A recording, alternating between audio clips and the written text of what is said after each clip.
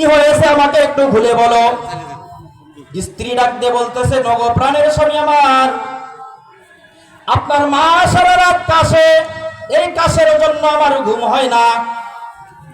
তাই আপনার কাছে আমি দাবি করব, আপনার মাকে আমার বাড়ি থেকে তাড়াইয়া দেন। হয় আপনার মাকে তাড়ান, আর তা না হয় আমি স্ত্রী আমাকে তাড়াইয়া দেন। আমি এই কাশের মধ্যে আর থাকতে পারবো না, আমি ঘুমাইতে পারি না। এইবার স্ত্রীর কথা মতো স্বামী বাড়িতে চলে এসেছে। বাড়িতে চলে এসে যখন রাত্র গভীর হয়ে গেছে, স্বামী মনে করছে আমার স্ত্রী মনে হয় মিথ্যা কথা বলে, যে আমার মা সারা রাত কাশে। এইবার ওই ছেলেটা বাড়ির মধ্যে এসে যখন রাত্র গভীর হয়ে গেছে, ছেলেটা ঘুমোচ্ছন্ন ভাব, এমন ঘুম ঘুম ভাব, এমন সময় শুনে মা কাজ শুরু করেছে। এমন ভাবে কাশতেছে ওই ছেলেটারও যেন ঘুমের ডিস্টার্ব হয়ে যাচ্ছে। এইবার স্ত্রী তাকে ডাকতে বলতেছেন, প্রাণের স্বামী আমার, আপনি তো বিশ্বাস করেন নাই, আপনি কি এখন শুনেছেন আপনার মা কি রকম কাশে? এই কাশ আমার সহ্য হয় না।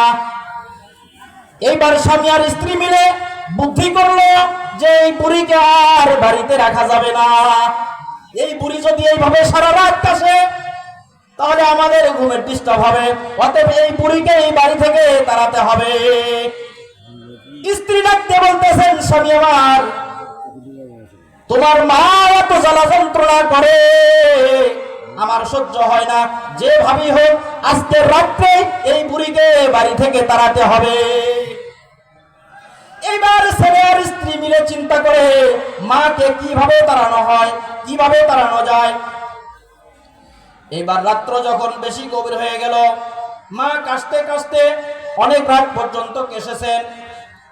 রাত 3 থেকে 4টার দিকে যখন মা একটু ঘুম আসছেন, যখন একটু কাঁচা ঘুম আসে সবকিছু কিন্তু ভুলে যাই আমরা, কোনো কিছু জানতে পারি না, বুঝতে পারি না কোথায় কি হচ্ছে। বুঝতে পারি না। এমন সময় যখন মা ঘুম আসছেন, ওই ছেলেটা মার বিছানা নিয়ে টানতেছেন। স্বামী এক পাশে আর স্ত্রী এক পাশে, বুড়িকে পোটলা বেঁধে এক জায়গায় রেখে আসবে। এইবার যখন টান দিয়েছেন, মা একটু জাগনা পেয়েছেন, একটু ঘুম ভেঙে গেছেন।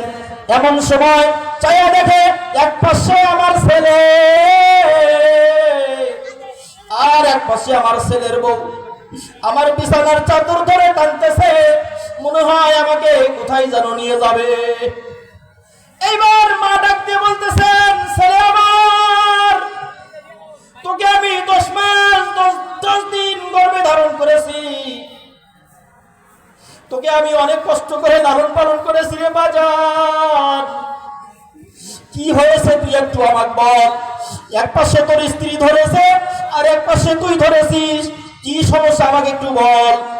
এইবার ছেলে ডাকতে বলতেছে, না বুড়ি, তুই সারা রাত শুধু কাশিস আর কাশিস, আর এই কাশির কারণে আমার স্ত্রীর ঘুম হারাম,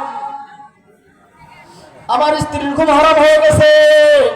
এই জন্য আজকের থেকে তোমাকে আর বাড়িতে থাকতে দেওয়া যাবে না, আজকের থেকে তোমাকে বাড়ি থেকে বের করে দেব।